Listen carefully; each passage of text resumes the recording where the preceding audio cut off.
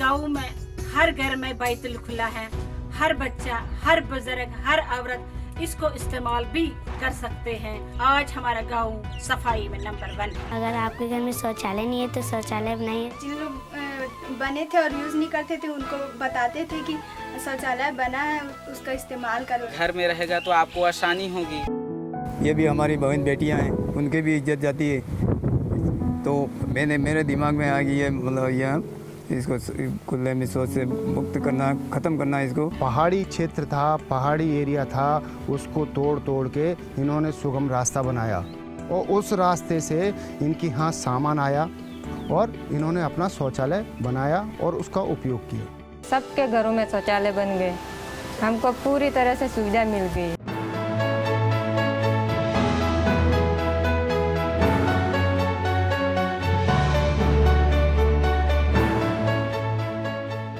भारत का स्वच्छता अभियान आम लोगों की जनभागीदारी से जन आंदोलन बन गया। ठीक उसी तरह जैसे महात्मा गांधी ने चरखा चलाते हुए लोगों को स्वराज्य से जोड़ा, एक आंदोलन खड़ा हुआ और ब्रिटानिया हुकूमत को भारत छोड़कर जाने पर मजबूर होना पड़ा। स्वच्छ भारत अभियान स्वतंत्र भारत का इकलौता मिशन साबित हुआ जिसने गंदगी से लड़ने की भावना विकसित की। इस कार्यक्रम ने लोगों के व्यवहार में बदलाव लाया। प्रधानमंत्री नरेंद्र मोदी के नेतृत्व में अपार विश्वास ने एक ऐसा माहौल बनाया कि आज पूरा देश खुले में शौच से मुक्त हो गया। 2014 में केंद्र में सत्ता में आते ही प्रधानमंत्री नरेंद्र मोदी की सरकार ने यह लक्ष्य तय किया। आपको लगता होगा क्या लाल किले से सफाई की बात करना, लाल किले से टॉयलेट की बात बताना, ये कैसा प्रधानमंत्री है? भाइयों बहनों, मैं नहीं जानता हूं मेरी कैसी आलोचना होगी, इसे कैसे लिया जाए, लेकिन मैं मन से मानता हूं। मैं गरीब परिवार से आया हूं, मैंने गरीबी देखी और गरीब को इज्जत मिले इसकी शुरुआत यहीं से होती है। हिंदुस्तान की सभी स्कूलों में टॉयलेट हो, बच्चियों के लिए अलग टॉयलेट हो, तभी तो हमारी बच्चियां स्कूल छोड़ करके भागेगी नहीं।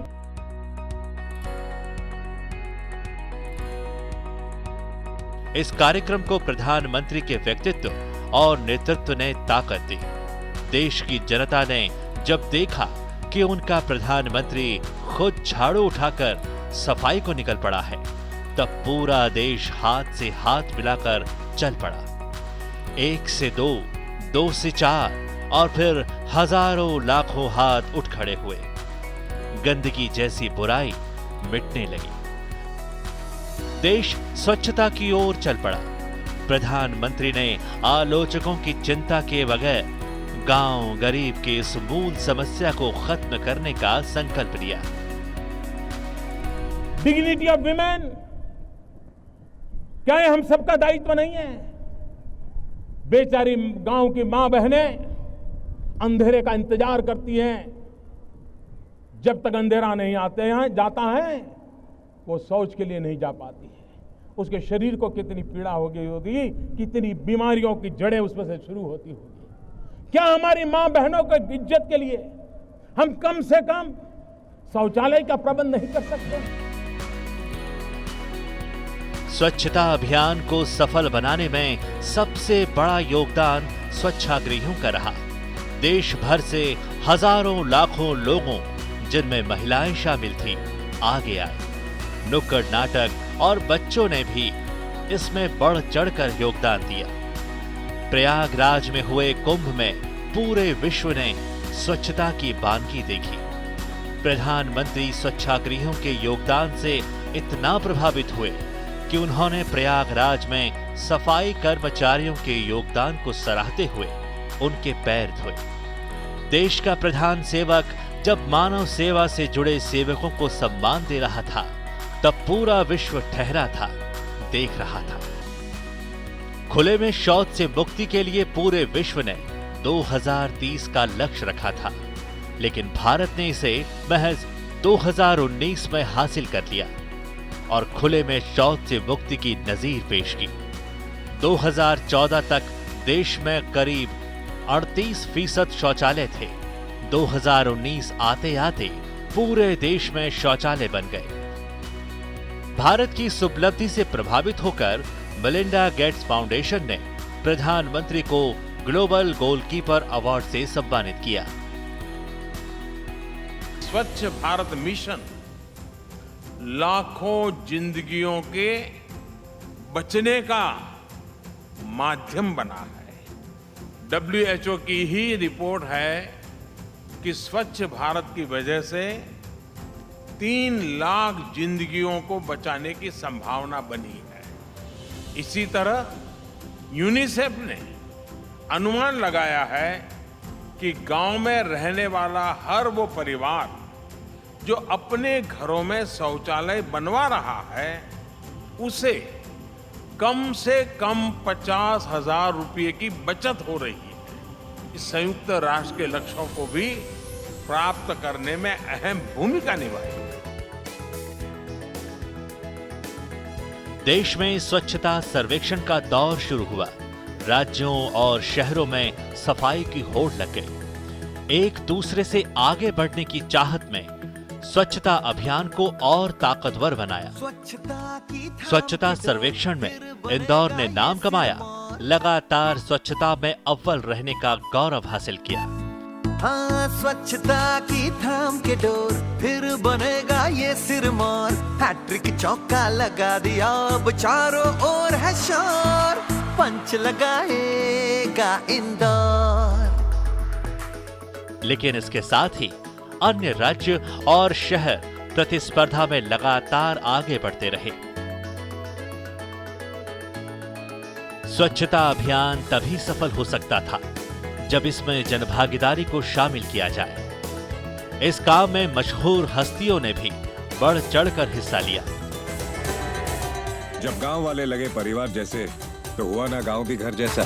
तो चलो मिलके गांव को भी घर जैसा साफ रखते हैं और अपना नाम रोशन करते हैं। भारत के घर घर में शौचालय खुला, अब खुले में जाना बंद, रखो दरवाजा बंद। हेलो, शिल्पा बोल रही हूँ। शिल्पा? शिल्पा शेट्टी। दरअसल आपकी बालकनी से कुछ गिर गया है। क्या?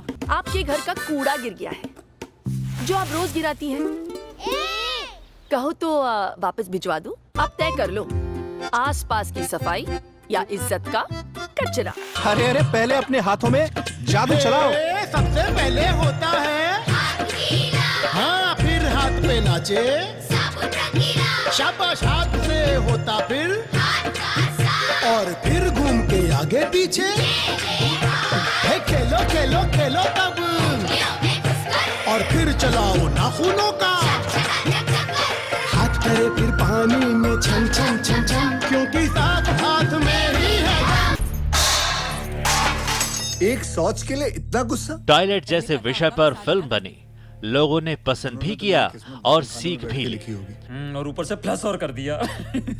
मर्द तो घर के पीछे बैठ जाते हैं, पर हम तो औरतें हैं, हमें तो हर चीज के लिए ज्यादा मेहनत करनी पड़ेगी। अब बीवी वापस आए ना आए, संडास तो लाके छोड़ूंगा इस गांव में। राधे राधे। देश गांव में स्वच्छाग्रही बने, जिसमें महिलाओं को प्रमुखता से शामिल किया गया। स्वच्छता अभियान का पहला चरण 2019 में सफलतापूर्वक पूर्ण हुआ। खुले में शौच की कुप्रथा को खत्म करने की भावना को स्थायी रखने, ठोस और तरल कचरा प्रबंधन की सुविधाओं के साथ यह अभियान अब दूसरे चरण में प्रवेश कर गया है। इसे ODF प्लस का नाम दिया गया है। देश में कचरे से कंचन बनाने का काम जोरों पर है। अहमदाबाद के म्युनिसिपल कॉरपोरेशन की कहानी एक मिसाल है। गंदगी भारत छोड़ो के संकल्प को सार्थक कर रही है ये कंपोस्टर मशीन। रसोई, उद्यान, सब्जी मंडी और तमाम अन्य जगहों से सृजित कचरे को ये मशीन 24 घंटे में ही खाद में तब्दील कर देती है, जिसका प्रयोग होता है आसपास के बगीचों में। अहमदाबाद में 27 जगहों पर ऐसी मशीनें रखी गई हैं। ऐसी जगहों पर जहां कचरे का स्रोत ज्यादा है, वहां ये मशीनें रखी गई हैं ताकि कचरे का जल्द निदान हो सके। हमारा जो अहमदाबाद म्यूनिसिपल कॉरपोरेशन है, वो इस कंपोस्टर मशीन और कंपोस्ट पिट के कारण खाद के मामले में सेल्फ सस्टेनेबल हो चुका है। मशीन में सूक्ष्म कीटाणु की मदद से वातावरण तैयार किया जाता है, जिससे महीनों में बनने वाली प्राकृतिक खाद जैसी ही खाद मात्र 24 घंटे में बनकर तैयार हो जाती है, जिसका उपयोग लोग अपने घरों और गार्डन में कर सकते हैं।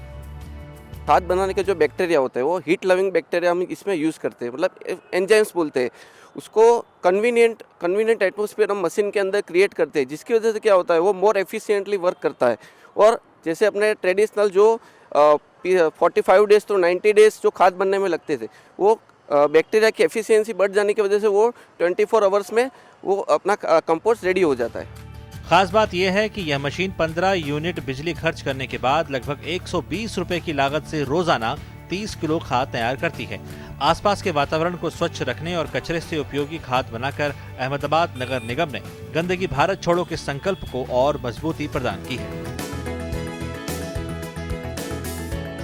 स्वच्छता अभियान के तहत भारत में नदियों की स्वच्छता को भी शामिल किया गया। प्रधानमंत्री नरेंद्र मोदी ने देश भर में नदियों की स्वच्छता को एक अभियान के रूप में खड़ा किया। प्रधानमंत्री ने वाराणसी में 80 घाट पर फावड़ा चलाकर एक बड़ा संदेश दिया कि नदियां भारत की विकास यात्रा का एक अभिन्न अंग है और उन्हें हर हाल में स्वच्छ रखना ही होगा। इसके तहत नमामि गंगे प्रोजेक्ट आगे बढ़ने लगा।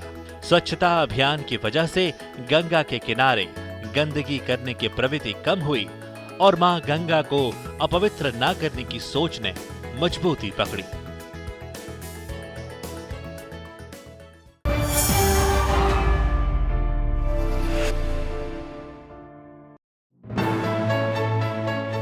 स्वच्छता अभियान पर्यावरण सुरक्षा के मकसद तक पहुंचाने की अहम सीढ़ी है। अगर हम अपने चारों ओर की गंदगी को दूर भगाएंगे तो बीमारी हमारे आसपास नहीं भटक सकती। साफ हवा और पानी पर हर किसी का हक है। साफ पानी और हवा से हजारों बीमारियों को रोका जा सकता है। जाहिर है इसका फायदा गरीबों को होगा।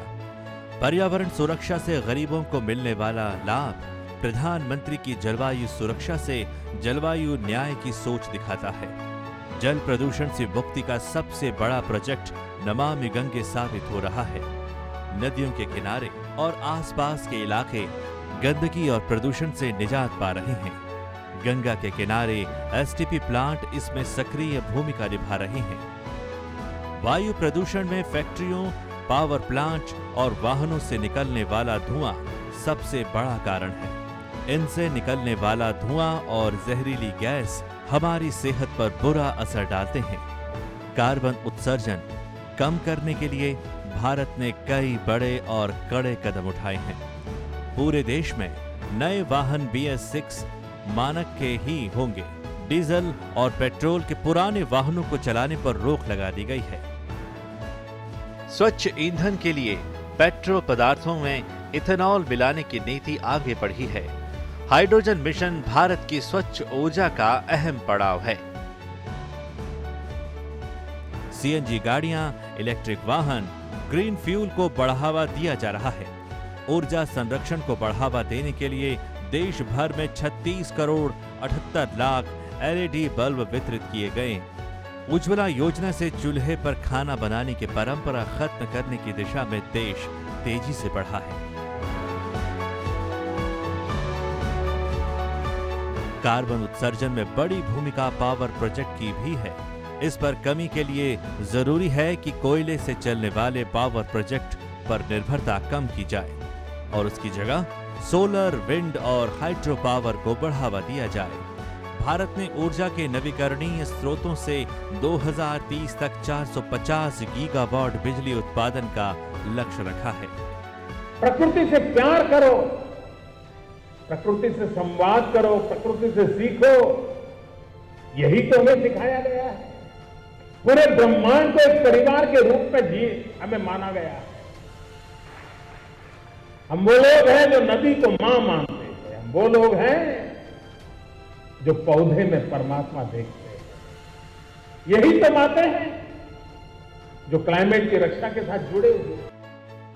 जलवायु परिवर्तन से जलवायु न्याय की सोच प्रधानमंत्री के गुजरात के मुख्यमंत्री रहते हुए भी देखी गई। गुजरात के मुख्यमंत्री के रूप में राज्य के साबरकांठा में देश का सबसे बड़ा सोलर पार्क बनवाया था। गुजरात में नहरों के ऊपर सोलर प्लांट बनाने की दूरदर्शी सोच मोदी जी की ही रही थी। गुजरात के कच्छ में एशिया का सबसे बड़ा हाइब्रिड नवीकरणीय ऊर्जा पार्क बन रहा है, जिसकी क्षमता तकरीबन 30,000 मेगावाट है। भारत पाकिस्तान बॉर्डर पर एक अक्षय ऊर्जा पार्क बना रहा है। यह नवीकरणीय ऊर्जा पार्क बन रहा है गुजरात के कच्छ जिले में। कच्छ के खावड़ा में अक्षय ऊर्जा पार्क के लिए प्राकृतिक स्रोत मौजूद हैं। यहाँ सोलर एनर्जी के लिए सूरज की रोशनी और विंड पावर के लिए तेज हवाएं हैं, इसलिए इस प्रोजेक्ट के लिए खावड़ा को चुना गया। इस पार्क की क्षमता 30,000 मेगावाट की होगी। ये park hybrid renewable energy park होगा। हाइब्रिड पार्क से तात्पर्य यह है कि यहाँ सौर ऊर्जा भी बनेगी और पवन ऊर्जा भी। यहाँ डिसैलिनेशन प्लांट भी बनाया जाएगा, क्योंकि कच्छ में पीने के पानी का अभाव है। इससे कच्छ के लोगों के पीने के पानी की जरूरत को पूरा किया जा सकेगा। एनर्जी पार्क से कच्छ में विकास की संभावनाएं मजबूत होंगी। औद्योगिक यूनिट बनाने के लिए जमीन, पानी और बिजली की जरूरत होती है। जमीन की यहाँ कोई कमी नहीं है। कच्छ भौगोलिक रूप से गुजरात का सबसे बड़ा जिला है। यहाँ डिसैलिनेशन प्लांट और एशिया के सबसे बड़े एनर्जी पार्क की स्थापना के बाद औद्योगिक इकाइयां कच्छ की ओर आकर्षित होंगी। –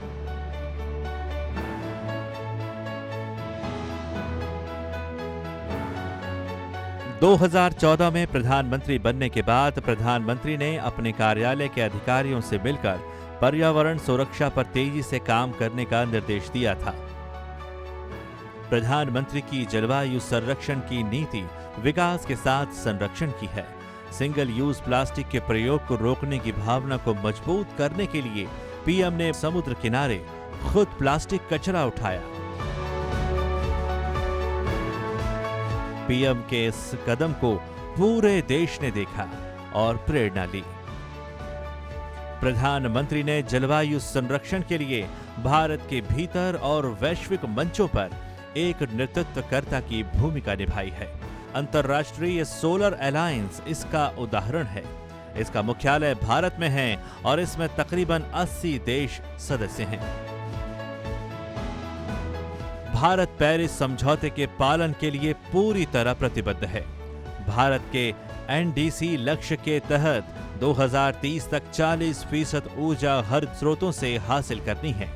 भारत तकरीबन 39% अक्षय ऊर्जा का उत्पादन कर रहा है।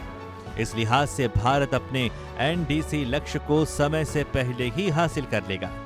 कार्बन उत्सर्जन को नियंत्रित करने के लिहाज से भी भारत तेजी से आगे बढ़ रहा है। 2030 तक भारत 2005 के मुकाबले जीडीपी का 33 से 35% कार्बन उत्सर्जन कम करेगा। उत्सर्जन के लिहाज से भी भारत ने 2016 में ही तकरीबन 26% कार्बन उत्सर्जन कम कर दिया है। इस लिहाज से 2030 तक कार्बन उत्सर्जन के स्तर को कम करने में भी भारत कामयाब होगा। People and planet are inseparable. That human well-being and nature are indivisible. So, we have set ambitious targets. By 2030, we will reduce emissions by 33 to 35% of 2005 levels and produce 40% of our power from non-fossil fuels. We will achieve it by expanding renewable energy, for example, by adding 175 gigawatts of renewable energy generation by 2022. We will enlarge our forest cover to absorb at least 2.5 billion tons worth of carbon dioxide. We are reducing dependence on fossil fuel through levies and reduction in subsidies. Carbon कम करने में वनों का विस्तार जरूरी है। भारत ने तकरीबन 26 मिलियन हेक्टेयर क्षेत्रों में वनों को विकसित करने का लक्ष्य भी रखा है। इसकी वानगी पुणे के अर्बन फॉरेस्ट प्रोजेक्ट में साफ दिखाई दे सकती है। पुणे का वारजे पश्चिमी पहाड़ियों में जल संग्रहण क्षेत्र है। ये खेती के लिए पानी और मिट्टी लाता है। 1970 के बाद इस क्षेत्र में जनसंख्या में वृद्धि के बाद कई बड़े परिवर्तन हुए। यह गांव से एक उपनगर में बदल गया। प्रधानमंत्री नरेंद्र मोदी के नेतृत्व में बंजर भूमि को हरा भरा करने के लिए एक क्रांतिकारी कदम उठाया है। शहरी वन प्रकल्प की शुरुआत हुई। इस पहाड़ी का कुल क्षेत्रफल 16.8 हेक्टेयर है। कुछ समय पूर्व तक ये पहाड़ी पूरी तरह बंजर थी। इसके आसपास रहने वाले इसका उपयोग कचरा, मलबा डालने के लिए किया करते थे। अंततः इस पर कब्जा भी जमा लिया गया। विकास और पर्यावरण के बीच संतुलन बनाने के लिए कई बड़े औद्योगिक घराने और एनजीओ सामने आए। यहां 7 से 8 फीट के पेड़ लगाए गए। पीपीपी मॉडल का वनीकरण का काम एक बड़ा उदाहरण है। इस तरह स्मृति वन अस्तित्व में आया। यहां कई नागरिकों ने अपने प्रियजनों की याद में पेड़ लगाए और उन्हें गोद लिया। 2015 से 2017 के दौरान CSR के तहत कुल 7 से 8 फीट के 9,500 पेड़ लगाए गए। वर्तमान में उन्हीं पेड़ों की ऊंचाई 20 से 30 फीट तक बढ़ गई है। कभी उपेक्षित यह जमीन पेड़, पौधे और जीव जंतुओं के साथ समृद्ध जैव विविधता में तब्दील हो गई है। यह प्रकल्प सालाना लगभग 1,29,000 किलोग्राम कार्बन डाइऑक्साइड अवशोषित करता है और 5,62,000 किलोग्राम ऑक्सीजन का उत्पादन करता है। यहाँ पानी के 5 तालाब हैं जो पौधों को पानी देने की आवश्यकता को पूरा करते हैं। हरा भरा यह जंगल प्रकृति प्रेमियों के लिए वरदान साबित हो रहा है। शहरी वन प्रकल्प पर्यावरण संतुलन में सहायक हो रहा है और पर्यावरण और सामाजिक विकास के दोहरे उद्देश्यों को पूरा कर रहा है। शहरों में बगीचे हैं लेकिन जंगल नहीं। अगले कुछ वर्षों में इस नगर वन योजना के अंतर्गत 200 जंगल तैयार हो जाएंगे। वनस्पति और जीव जंतु हमारे पारिस्थितिकी तंत्र का एक महत्वपूर्ण अंग है। भारत ने कई महत्वपूर्ण उपलब्धियां हासिल की हैं, जिसमें टाइगर्स, शेर और तेंदुए को बचाने का अभियान काफी सफल हुआ है। हरित तकनीक के प्रति भारत की सक्रियता पेरिस समझौते के लक्ष्यों को पूरा करने में मददगार साबित होगी। सदी के अंत तक धरती के तापमान को 1.5 डिग्री तक कम रखने में भारत अपनी जिम्मेदारी को गंभीरता से निभा रहा है। प्रधानमंत्री का स्वच्छ भारत अभियान, हरित ऊर्जा को बढ़ावा, उज्ज्वला योजना, नमामि गंगे परियोजना सहित कई बड़े कदम देश को स्वच्छ, स्वस्थ और गतिमान भारत की नई इबारत लिख रहे हैं। कुशल नेतृत्व और दूरदर्शी दृष्टिकोण इस सफर का आधार हैं।